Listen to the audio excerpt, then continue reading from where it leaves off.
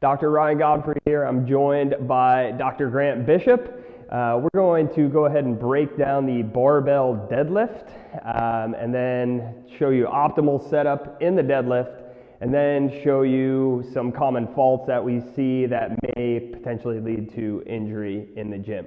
So for an optimal setup on the hinge, and understand hinge is going to be a lot more hip and hamstring dominant than our barbell back squat. So we want to make sure we are hinging appropriately right off the bat. So Grant's going to keep low back nice and neutral here as he drops into the bottom. A lot of people are lazy when they initially drop to the bottom, then they try and get braced. We want to make sure we're doing that right off the bat.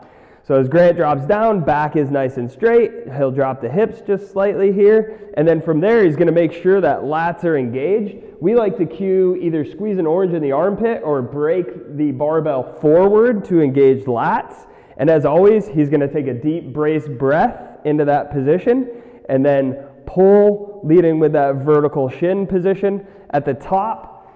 Again, spine neutral. We don't have to hyperextend through our low back here. That can cause a lot of low back issues.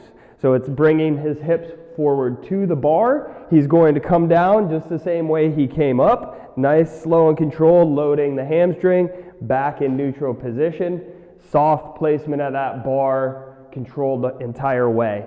So common things we see with our setup, or faults that we see with our setup. See here, Grant kind of drops the hips too low, back is rounded out. His shoulders are over the bar a little too much. No lat engagement off of this. Now when he goes to pull, he's going to have a lot of tension in his low back. You see his hips elevate first because of that lack of lat engagement. This is a really common issue with people having low back pain in the deadlift. At the top, again, sometimes you'll see we do too much. We hyperextend through low back. Another problem with low back issues. We'll go ahead and drop it down again. Yep.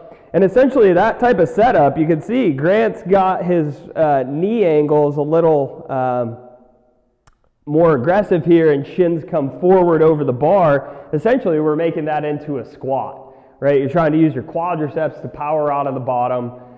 Again, going to lead to a lot of low back issues for most of our athletes.